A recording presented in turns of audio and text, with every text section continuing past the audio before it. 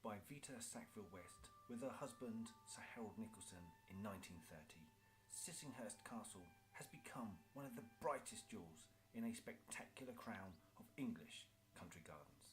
It was their unique vision and uncommon single-mindedness that took this dilapidated Tudor estate and moulded it into a breathtaking series of compartmentalised gardens. But there is something at Sissinghurst that makes it quite unique, a quality of peace and tranquility that has enabled it to become regarded as one of the most beautiful gardens in the world.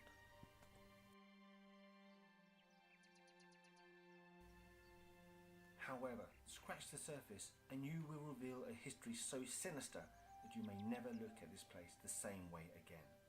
To uncover the truth, we must go back to over 250 years to when Britain was in the grip of a punishing war against France. With the success of the British Navy during the 7 Years' War, many ships from the French fleet were captured as prizes and their seamen confined in prison hulks at Plymouth.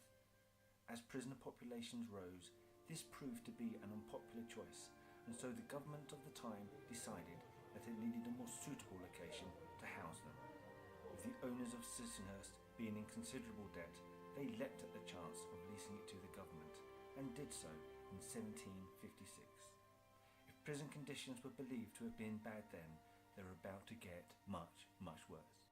Unfortunately for the French, English prisons were traditionally run by the Royal Navy, and Sissinghurst had extra security in place by way of short-term army garrisons. This made the inmates at Sissinghurst not just prisoners, but also the enemy, and as such, the treatment they received here was significantly worse compared to other British prisons. So powerful became its reputation that the very threat of being sent to Sissinghurst was often enough to enforce discipline in other prisons across the country.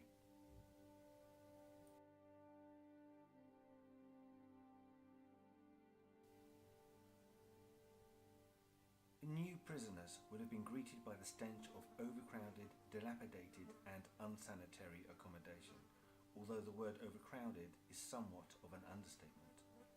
Even after 250 years, inscriptions still survive above the door frames, indicating the maximum population levels for each room. For example, one particular chamber of no more than 16 foot by 20 foot would have been home for up to 18 men. Another, found under a staircase in the Elizabethan quarters, indicates a population of only 6, but it's a cell of no more than 4 foot square. If that wasn't bad enough, there was no running water or toilets in these makeshift cells, so imagine how intolerable the heat of summer would have been, bringing with it the stink of human feces and what would have seemed like a plague of lice and flies. Of course, with this many men living in such poor and barbaric conditions, diseases ran rife through the camp, infecting prisoners, guards and the garrison alike. These were terrible times, and instances of smallpox and dysentery were commonplace.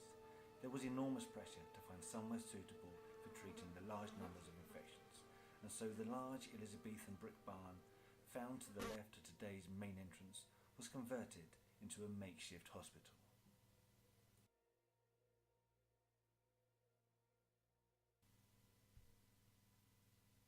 With 18th century jailers subjected to very poor pay and conditions, it was down to them to come up with ways of making a little extra money. In fact, they were expected to.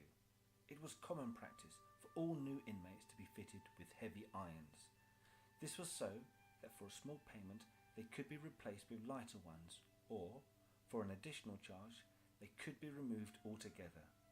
Unfortunately, many of the guards had a strong sadistic side, so on top of stealing prisoners' belongings and fiddling the exchange rates of foreign nationals, they also used their position to impose conditions of starvation, isolated confinement and inadequate clothing.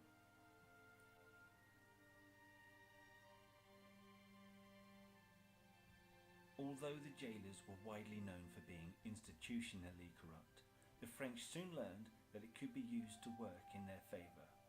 This was done by using bribes to condition the guards' behaviour.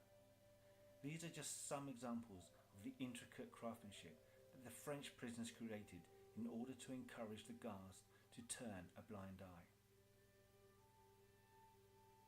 In one particular case, the guards were conditioned to such an extent that a number of prisoners were able to smuggle in explosives in an attempt to blow a breach in the castle walls. It was only when guards intercepted a prisoner's letter describing the escape plan to one of their mothers that the plot was eventually discovered.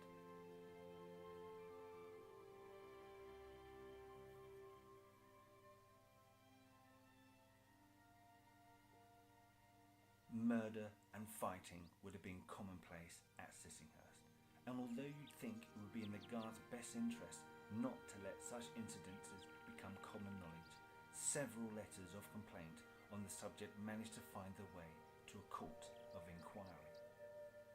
Perhaps the most senseless death was that of prisoner Jacobus Loaf, who was shot as he lay sleeping in his hammock, secured in one of the topmost rooms in the tower. A statement from the sentinel charged with firing the shot, who was believed to have been drunk at the time, claimed that "I called out to the prisoners several times to put out their lights, which they refused to do so, and I bid them fire and be damned." However, evidence from 3 other prisoners who were in the room at the same time declared that there were no lights on, and as such they didn't feel the need to answer, believing the sentinel was shouting to another room. Unfortunately, this incident was caused by nothing more than a trick of the light, because on certain clear nights the moon rises to a point where it can shine directly onto the tower, lighting up the inside of these topmost rooms. Even today, its reflection in the glass can often look as though there's been a light left on inside. Once in a while, the prisoners managed to get their own back. On one recorded occasion, water was being brought to the top of the tower by a system of ropes secured to the outside wall. Rather than using the steep internal staircases, this was the preferred way to supply water to these topmost rooms.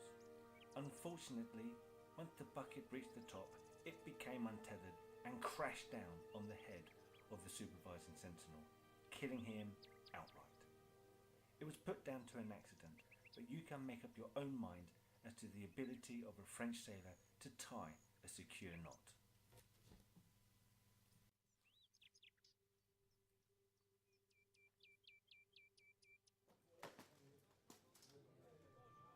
The early days at Sissinghurst were little more than a slow and painful death sentence, with beatings and kickings routinely administered by the guards. Although associated with medieval times, torture was an accepted part of prisoner interrogation right up until the 18th century, and would have been authorised in order to retrieve valuable information on enemy troops and fortifications. Typically, irons and fetters would have been fitted to prevent sleeping or cause paralysis, and on occasion prisoners were known to have been forced to stand in water until their feet rotted. However, there would have been times when more extreme devices were demanded, such as the torture chair, the rack, the foot crusher, and the little-known scavenger's daughter.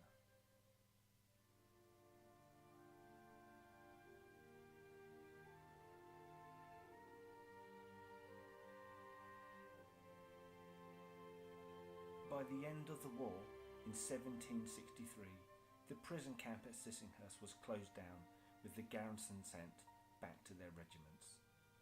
Many of the released prisoners returned home to France, while some opted to stay and work within the grounds. A few even married local girls. Unfortunately, the Elizabethan court had suffered tremendous damage during its French occupation, and 15 years later, much of the house and furniture had been destroyed for firewood. Sissinghurst and its future looks bleak. And it was as a soulless shell that Sissinghurst stayed for a further 150 years, until it was rescued and loved by Vita Sackville-West and her husband Sir Harold Nicholson. By By the creation of these wonderful gardens, it has since become a fitting memorial to the atrocities that occurred here all those years ago. May God give peace to their souls.